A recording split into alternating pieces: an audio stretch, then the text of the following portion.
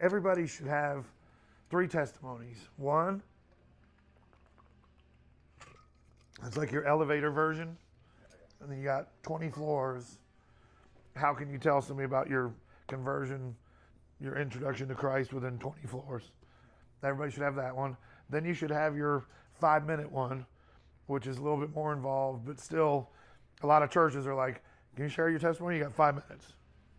A lot of them are 3.5 minutes, but nonetheless, you got 5 minutes. And generally speaking, you've got about 5-minute attention span. And then you've got your sitting on the front porch drinking Arnold Palmer's. I can't ever say Arnold Palmer's, and sitting on a rocking chair. And here's my story, and that can take an hour, or whatever your story is. I'll give you the 5-minute version.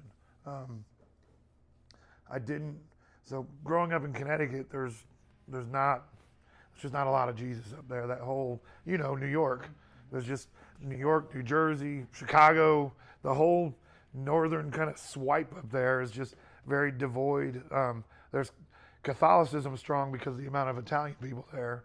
Other than that, it's just Irish, yeah. It's just devoid of really any, and so you don't really think about God. There's just nothing in your face. And then you go to public school. Public school, they're going to tell you that Darwin had it figured out. We're all a great cosmic accident. We evolved from, fish, whatever your starting point is, amino acid, but you're just a natural byproduct of a world that is devoid of God, and you don't have a choice. Like there's not another class you can take that has, here's the other alternative view. You're dogmatically taught one view ever since the 60s, and really a little bit earlier than that. But anyway, so didn't have God around me in community, didn't have God involved in the conversation at school, didn't grow up in a Christian family. I just didn't even. I remember asking my mom one day, what do you do to get to heaven? And she goes, don't kill anybody. I was like, well, that's pretty simple. Pretty sure I can not kill anybody my whole life. That should be easy. That was about it. So I didn't even realize I was an atheist until I moved to Georgia. And when I moved to Georgia, it's the Bible Belt here, and there was a church on every corner. And I discovered that I was an atheist because I would literally ask Christians, what are you doing? Well, I go to church because of basically the Mickey Mouse Club, or a feel-good club, this is why. But I could never get any context to, like, why do you believe? I mean, you're telling me you believe there's this big guy in the sky, and he wrote this book 2,000 years ago that you can still read today. None of it made sense to me. And I kept pressing, like, why do you believe this stuff? And I could never get even one iota of an answer. And so to me, Christians were a bunch of dumb, ignorant, cast-offs who deserve to believe something so stupid because they're stupid, That was just, and so then I started actually finding it humorous to pick on them because, I knew enough about my worldview as an atheist, as an evolutionist, to ask the hard questions that they couldn't answer.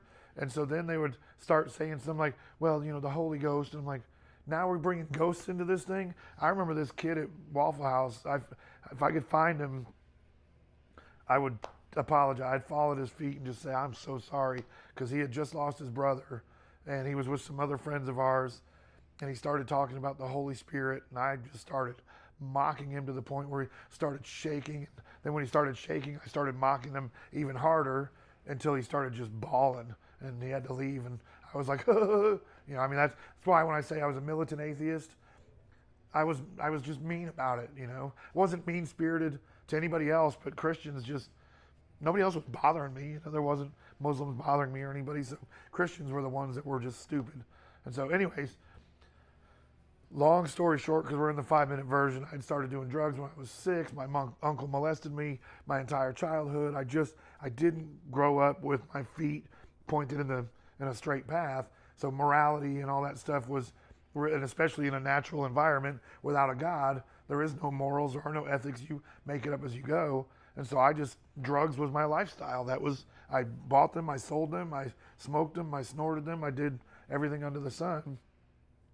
till my mom died when I was 26. When I was 26 years old, she died, and she was my whole world. Like I was married, had a child, and all that stuff, but my mom was my best friend, and it was gruesome cancer. And when she died, a friend of mine offered me some cocaine, and cocaine led to crystal meth. Crystal meth took over my entire life. I mean, I lost everything. My house was in foreclosure. My vehicle had been repoed. My business was hanging on by a thread. I couldn't function, and it took every penny I had to keep my habit going. And so I just lost everything. I lost friends. I lost all my weight. I mean, I looked like a Holocaust victim by the time I met the Lord. And so anyways, one night I went back to my house that was in foreclosure. I had left my wife and my son, was living in an abandoned house. It's basically a homeless guy. Went back to where they were. She had been reading this book called Knowing Jesus Personally. So I started mocking the book, started mocking her for reading the book, started mocking God, the entire premise of God. Just started mocking the whole thing. And I was like, if there was a God, I wouldn't serve him anyways, because what kind of a God would create me and then leave me to this? I wasn't taking responsibility for how I got where I was. I was a victim my whole life. I was a victim of my uncle. I was a victim of my dad. I was a victim of the school system. I was a victim of, because I dropped out when I was 16 because the school system didn't understand my ADH, apparently D. I didn't have a H back then, but I was a victim, And so I was playing victim to God that night, and I finally just said, if your God do something about it, I'm done. I am done. Like if I had had a gun, I would not be here. I promise. I was afraid if I jumped in front of a truck, I'd end up being a paraplegic, and people would laugh at me for failing. Or if I tried to overdose, I'd end up getting my stomach pumped to the hospital. I was so far down, I was afraid to fail at failing. You know what I mean? Like that was so. Anyways, I said, if your God do something about it, and this is why I don't really do a whole lot of talks and recovery programs, because somehow my wife got me to bed that night. I woke up the next morning and he had erased my slate. Just my palate was cleansed, and I didn't know, still to this day, what it feels like to be high, what drip tastes like, what my cursing mouth was gone. He took my guitar. He just wiped my slate completely clean. Well, I knew that something supernatural had happened. There was no doubt about that. And that doesn't work in my naturalistic evolutionist mind. But now all of a sudden, I couldn't deny that something supernatural happened. So about 2 months it took me to find Christ. I started studying Islam, started studying Buddhism, Wiccan, I just wanted to thank the God who did it. Apparently there is a God. I didn't think it was going to go much further than that, but apparently there is a God. Let me find him and just thank him and say, hey, I'm happy for the first time, maybe my whole life. I had this joy, this peace. And so it ended up being Jesus. And it was through apologetics that I found that. And so apologetics became like, what else don't I know? And apologetics now is a lifestyle. I mean, I'm full-time with Reasons for Hope for over 3 years and travel the country. And I've been outside the country to teach, but my heart is here. I want to see this generation grow in their faith. I want to take back what the devil. If you go into most churches, 20s and 30-year-olds don't exist. They're not there. I'm in churches all across the country. It's not a local thing. It's not a regional thing. It's from here to California to Washington to Maine to Florida. 20 to 30-year-olds don't exist. There's a handful of them. We lost 2-3 generations because we just weren't giving them the knowledge they needed to hold on, which is why I said, if sports is going to keep you away from Equip, I'll find whoever's responsible for that decision, and I will go and have a long talk with them. Because you got, like, I don't mean to be negative, but it's 0.003% chance of becoming an athlete. You got a 3% chance of becoming a millionaire, so there's much better chance. There's a 100% chance you're going to kneel before Christ one day. And your generation is at war. That movie, what's the latest Kendrick Brothers movie? The whatever it's the Forge. The line, I guess this has been the Kendrick Brothers line for 30 years, but it shows up in this movie. Whoever wants them the most will get them. And that's the truth. And so we've got to want this generation more than the world wants this generation, because if we don't work hard to reverse that trend, and so we have, at Reasons for Hope, we have a whole lot of research we've done. I mean, just digging through study after study, poll after poll, and what we've decided was, let's stop asking the question, why are 7 to 8 out of the 10 leaving? Because now we know, why did the 2 stay? We reversed the question. What was it about the 2 that stayed? And so we figured out that, man, when you guys serve in your church, you youth, when you serve somewhere, there's a vocabulary shift, and it goes from, where do you go to church? Well, my parents' church is, or my grandparents' church is, or my aunts and uncles' church. There's a paradigm shift when you serve in your church, and all of a sudden you go, my church is fill in the blank. And all of a sudden it goes from somebody else's church, and I think that's, Carl has a saying that I've adopted, and we've adopted within the ministry. Carl's the founder of our ministry at Reasons for Hope, but he's got a saying. He says, look, we never lost them because we never had them. You can't lose something you had. We never had them in the first place. They were going to church. They were putting a check in the box. They were getting baptized. They walked an altar one day. You know, they could play Bible. What is that called? Bible, where you got to find the verb, Bible B, whatever it is. They could do that. That's all fine and dandy, but they never actually made that connection to Christ. And so, to me, that's where apologetics comes into this whole thing, which is where Equip comes in. Because my son was going to camp, and he kept coming home from camp, and he was just empty-handed. And I'm like, what did you get? And he was like, oh, camp was awesome. Okay, but what was your takeaway? Worship was awesome. That's great, but what was the aha moment? The moment that changed you? 3 days later, it's like you never even been. So I was like, we got to fix this. We have a captive audience. To those who go to camp, we have a captive audience, right? I'm just messing with you. It's because I love you. That's why I'm messing with you. We have a captive audience. How do we take the fact that I didn't grow up in Christian anything, so camp was like for geeks and weirdos. When I was growing up, you know, like camp, kind of weirdo are you? You know, parents don't like you. They're kicking you out of the house. I didn't know Christianity. You go to camp. It's cool. I like it. I spend my whole summers in one camp. I do somewhere upwards of 10 to 12 camps a summer, when it's either Equip or I'm a speaker at another camp. I love camp. Camp become a thing for me. So we have an active audience. What if we just change the format a little bit?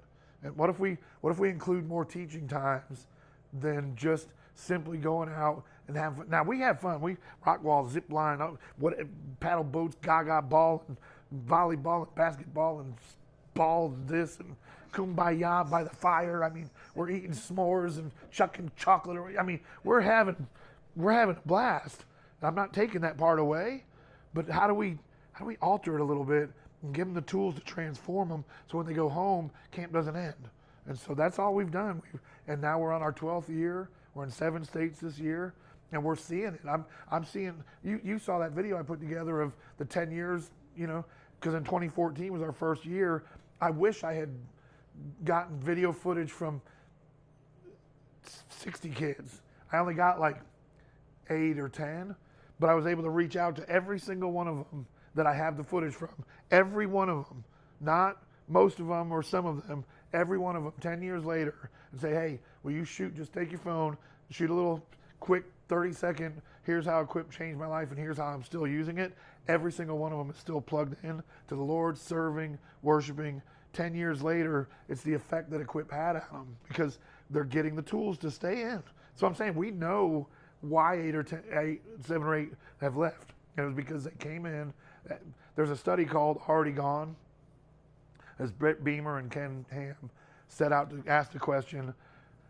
It's not why are they gone, when did they leave? It was like 5th grade, 6th grade. They started coming into church and asking questions. Hey, I was at school today and they were saying the earth is, 4.9 billion years old. And, we evolved from pond scum. What say you?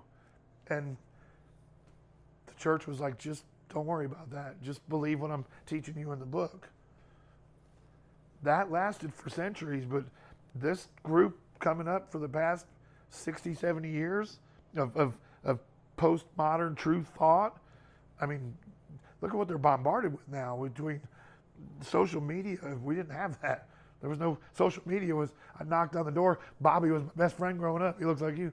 I'm not gonna know. Can Bobby come out and play? That was our social media, you know. That was we didn't have a pager, or we didn't even have cell phones. I mean, there was no answering machine. The phone rang, and if they didn't answer it, oh well, you can let it ring for 100 hours. And you can't leave a message, so they don't even know you call. I mean, times have changed. But if we go after them with evidence, if we go after them with facts and logic and reason, and it's okay to ask questions. That's the number one thing. Like, it's okay. Some of the most empowered Christians I know are the most skeptical Christians I know. They've dared to ask God, why this, why that, why? God's not afraid of that at all. He's more than able, because he's God, to answer everything we throw at him, which is why, you know, you and I met and we decided to put that TV show on. Glad you asked, because I really am.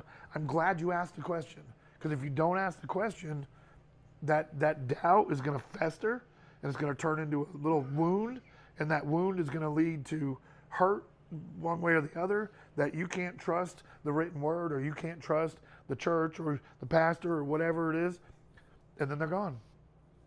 And they're not coming back. Very few of the 2 to 3 generations that we have come back. So that's where I came from and why I'm doing what I'm doing now, because I want to fight for you guys. I will fight harder than the world will fight to keep you guys. I want when I get to heaven, all of us sitting there singing the new song. I don't want to go, hey, where's Johnny? Where's Steve go? You know, thought he was with us. Steve got into XYZ, and I see it all the time. And it's a sad. And I try and tell. I'm working with one girl right now, she's picked up smoking reefer and drinking and stuff. She's 15.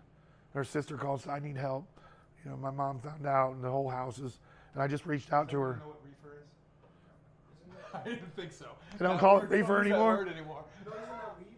It's marijuana. What do you call it? That was another term, yeah. I just like reefer better. I think probably because Cheech and Chong. That's what it is. Yeah. They don't know that. That's good that you don't know Cheech and Chong. The only reason why I know what reefer is because I saw the poster that said Grim Reefer. Oh, from 1986. Yeah, but no. So I reached out. The first thing I told her was, I said, look, I'm not mad at you. Let's work through this. I want you to list me 3 things that are positive about your experience, and then I want you to list me 3 things on how it's negative in your experience. You know, she couldn't come up with 3 positive. She said it helped me get out of my shell. That's it. The rest of it was, I know it's hurting my brain, it's clouding my thoughts. She came up with 4 or 5 negatives. She couldn't come up, and I knew she couldn't. That's why I posed it that way. But it's a 15-year-old girl who's just struggling, and it's because the world around them is just beating them up. And identity is a huge, huge thing where kids don't know their value in Christ.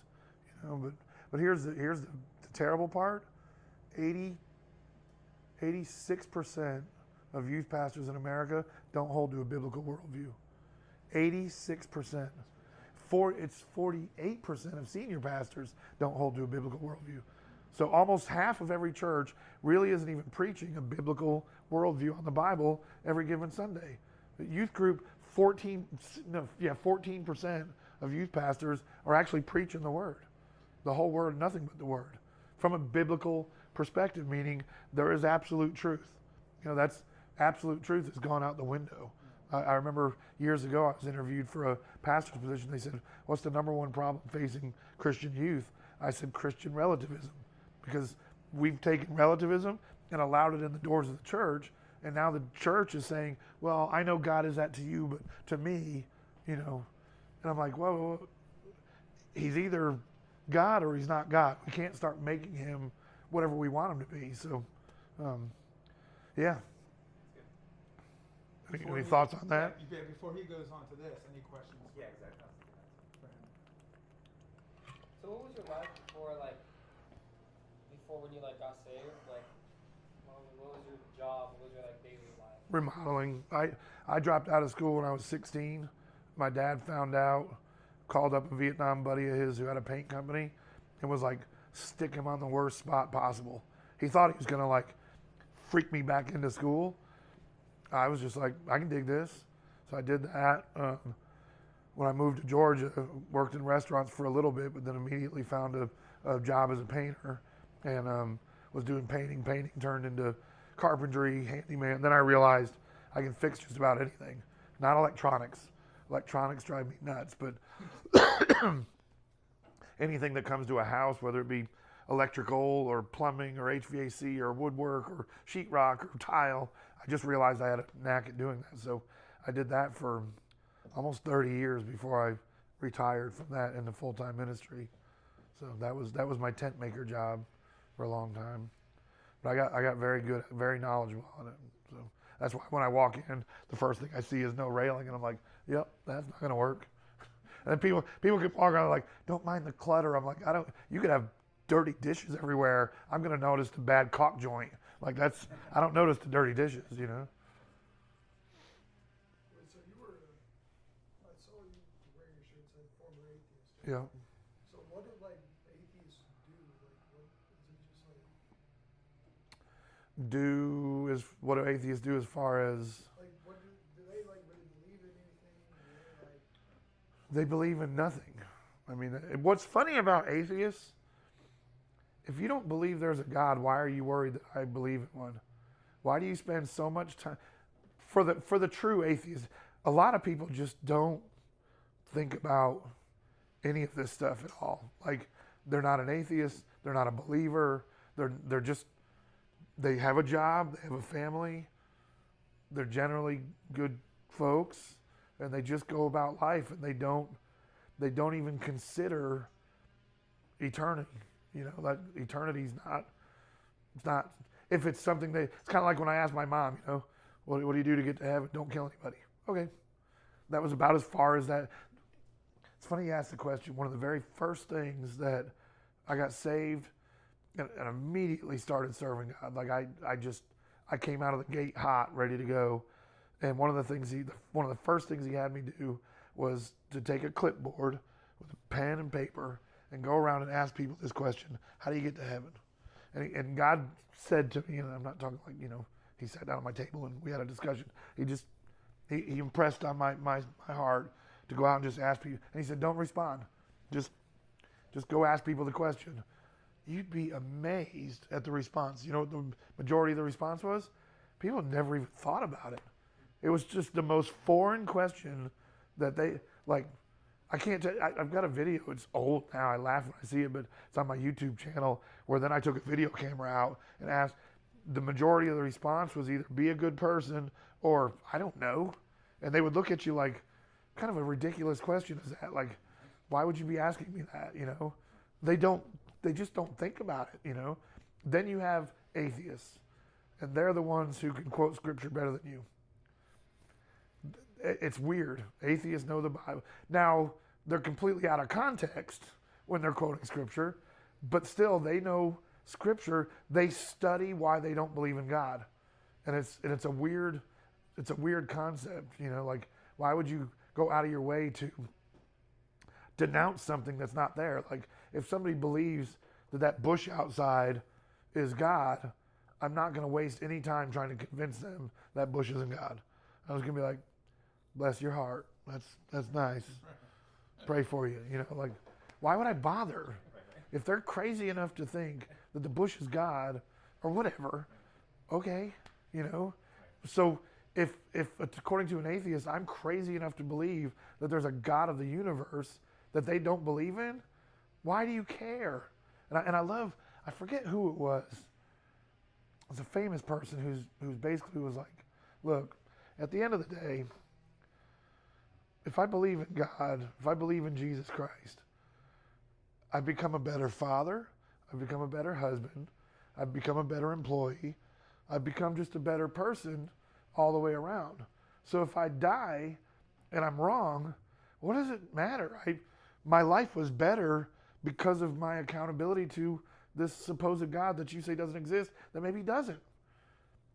But if you're wrong, you're going to cross over and you're going to find the worst news you've ever heard. You know, like So what do you care that I'm living my life this way? Because it's made me a better person, even if I'm wrong. It's made me better. Now, I don't think we're wrong, and that's because I've been studying apologetics for over 20 years now. I have asked God, not only have I asked God every question under the sun, and that's okay. He's a big God. He's not afraid of that. But we have taken questions. I fielded at least 10,000 questions. And a lot of them repeat, But we don't get, did Adam and Eve have a belly button? That was back in the day. Who did Cain marry? They didn't ask that question. Who did Cain marry? There was questions that back in the day that it's shifted now. Now it's like, what's that? What about the belly button? Did Adam and Eve have a belly button? They were in the womb. Oh, Now everybody's putting it. Now it's clicking. The title, The Glad You Asked, before it was Glad You Asked, the first one was, Did Jesus Commit Suicide? I was a teenager asking the question that I technically never thought about. So my point is, if I haven't asked it, we fielded together cumulatively tens of thousands of questions across the globe, for that matter. And so I've built this belief that's so strong that you can't shake it. Now, do I still trust God, though? That's a whole sermon. You can believe in God all you want. You can believe the Bible to be true, but I have this saying, are you living as a Christian atheist? Meaning I sing How Great Is Our God on Sunday morning, and then I go home and my bills are greater than God. My relationship with my family's greater than God. These insurmountable problems are greater than God. Your fruit of your life is the same thing as an atheist. You're not trusting God for results. You're not putting it into God's hands and truly saying, I surrender this to you. I don't know what the outcome is going to be. I'll do whatever you say do, but I trust that you as a holy God will come through with this, And I can think back on dozens of stories in my own life where what felt bad at one moment turned out to be the greatest thing that ever happened. It just didn't feel that way at the moment. It was like, oh, God, where are you now? And then years later, months later, weeks later, whatever, you look back and you're like, oh, I'm so glad that happened. And God helped me to be a better person in that moment. Because that's where knowing that God exists, that the Bible's reliable, Jesus came out of the grave, we can find those things out. We can know those things. Now, your average Christian, I made this. Look what I made. I haven't used it yet.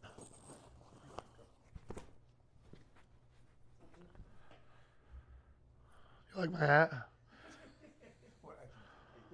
Yeah. Did I spell it right? Okay, praise God. I ironed that thing on myself. I couldn't find a hat that said atheist. I don't know why.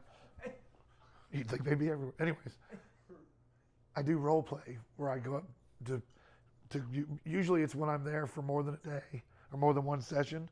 I'll do, but now I've put the hat on because what I want to tell them is I'm going to get a little mean.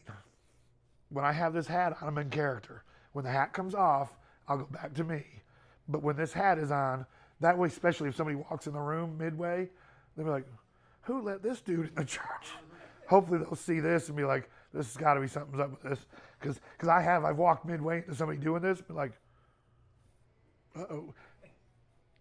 It's what you're going to get hit with in the world, though.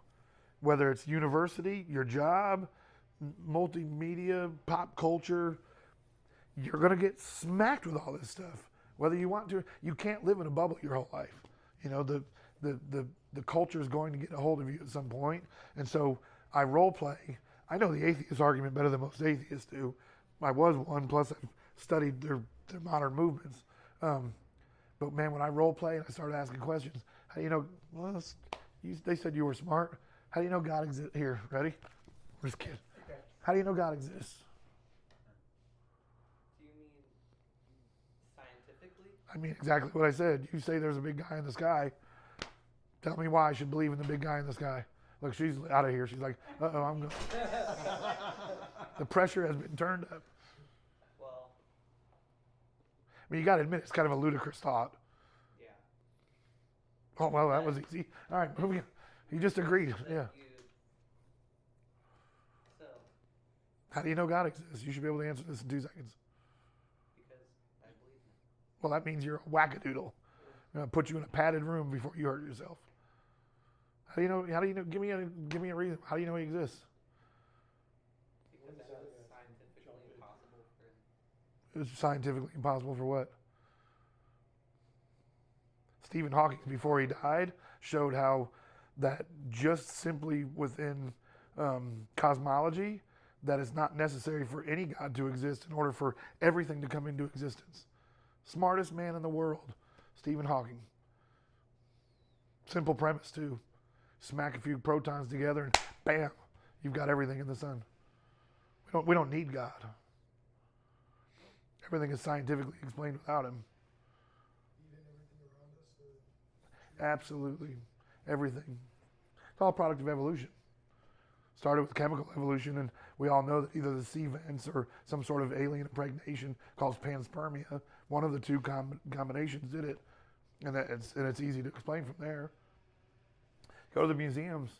They'll show you all the evidence you need to know. How do you know God exists?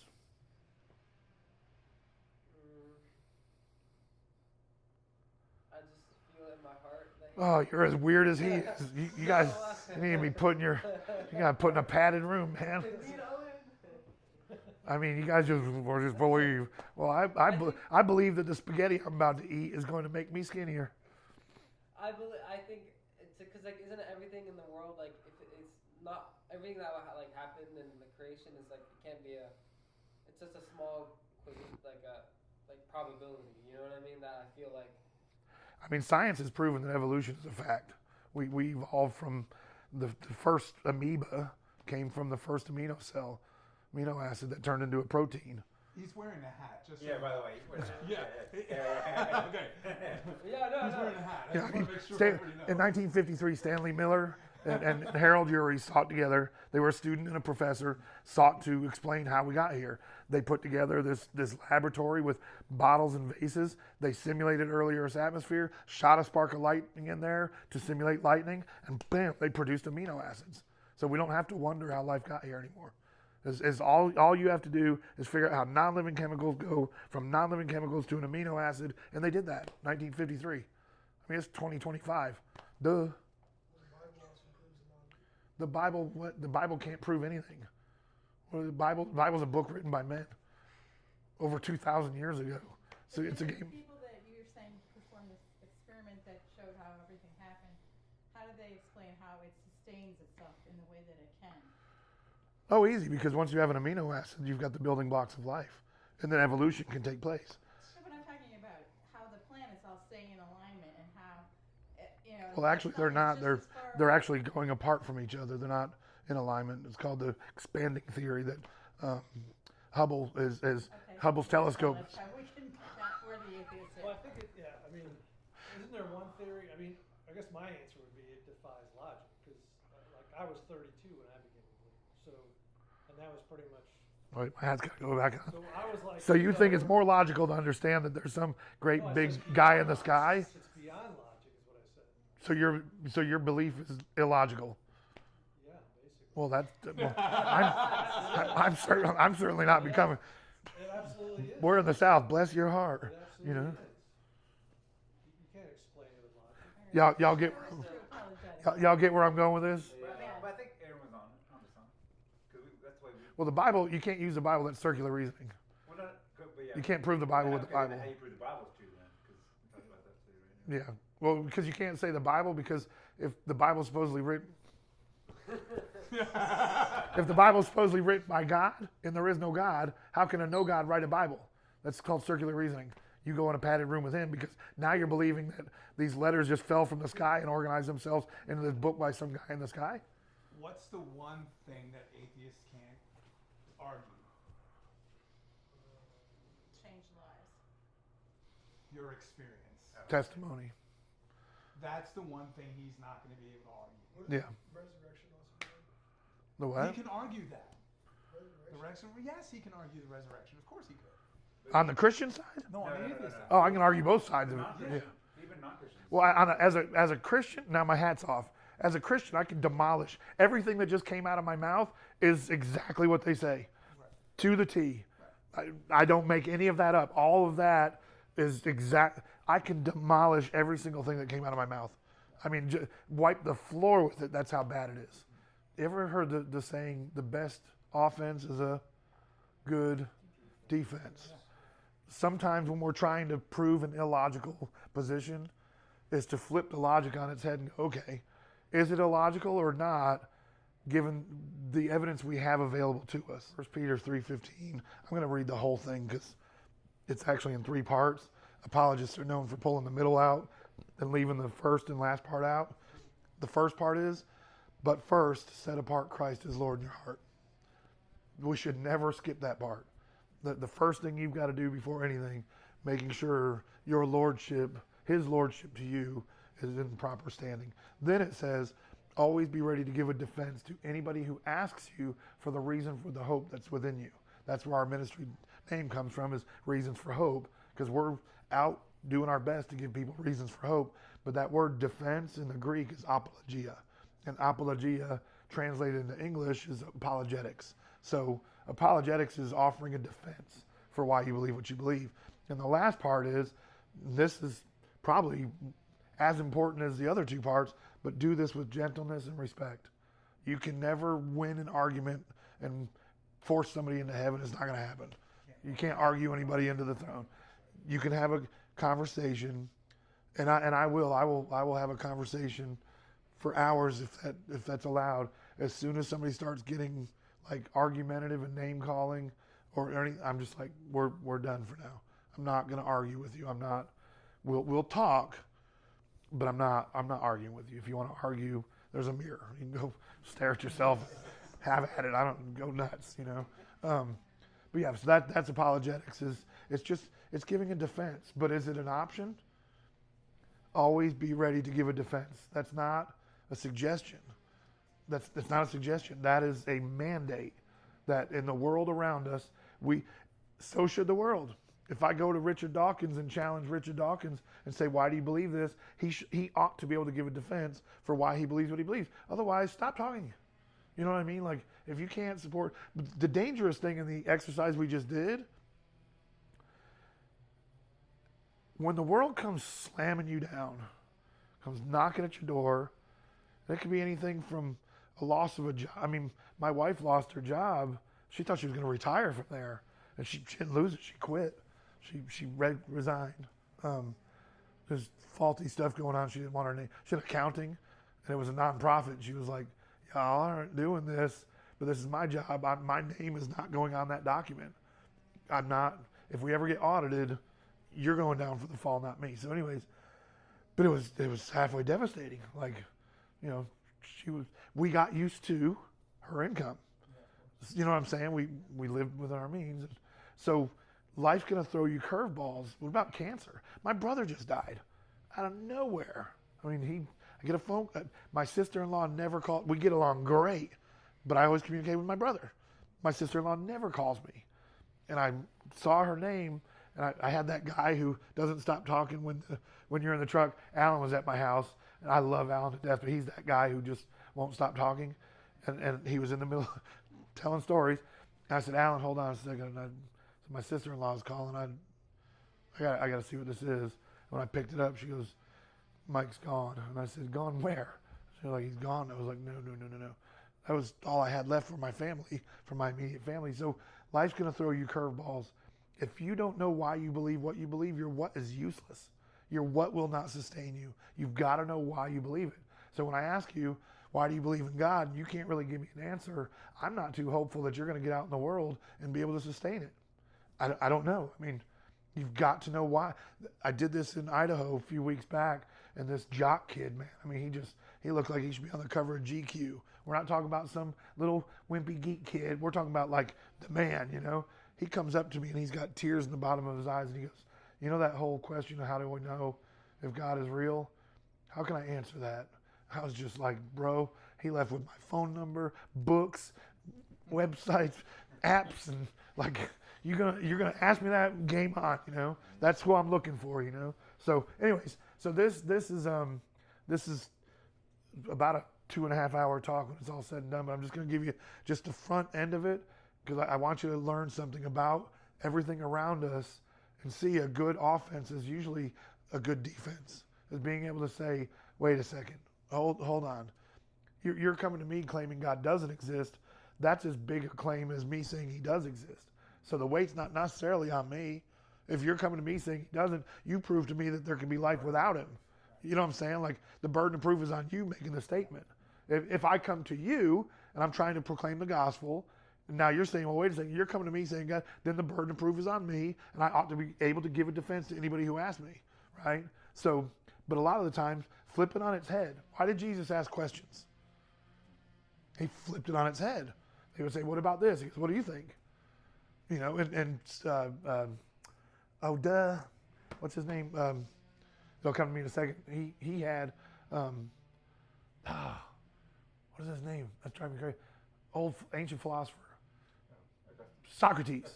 Socrates had the Socratic method of teaching, and what he said was the student is the best teacher. And what he meant by that was like, I can tell you what this says and hope it sticks, or I can ask you questions about what it says.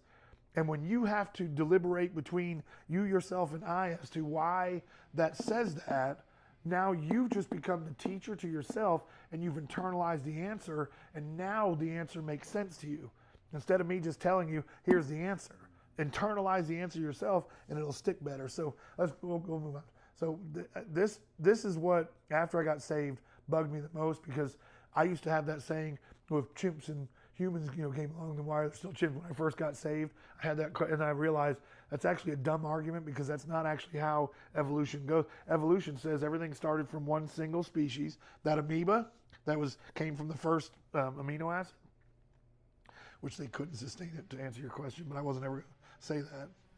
Not in my argument, because they successfully produced amino acids. That's all the world wanted to know. It's still taught in textbooks to this day. It's another story. Yeah, 'cause I remember learning it. It's still in textbook. They used a faulty atmosphere. Like, I have a whole talk, and I go into it, I'm like, look, if I know the ingredients necessary to make my outcome work, and I totally avoid what the actual truth is, but I use what I know will work, is that science? No. That's called a priori knowledge. I already knew what was going to happen. Duh. If they had used an accurate atmosphere that would have and should have been there, according to most science, they would have never had the results they had. But and it's still taught in textbooks, though. Like, anyways, that's the next time I come. We'll talk about that. So that's part two. So I wanted to know, all right, forget all, how did we all get here in the first place? That's one of my number one questions to an atheist, when they're like, I'm an atheist. Great. How did you get here? Well, I evolved. No. I'm not talking about evolution. How did the first thing get here? I said, well, you want me to tell you your answer from your scholars? Nothing. What does nothing produce? Nothing. Can something come from nothing? No. Nothing makes nothing. You have to have something to make anything at all.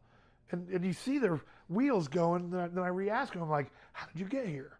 Like, well, I don't know. And I said, well, this is a good start then. We went from nothing to now you don't know. We're in the, you can, this is how fast you can flip people just by reasoning with them.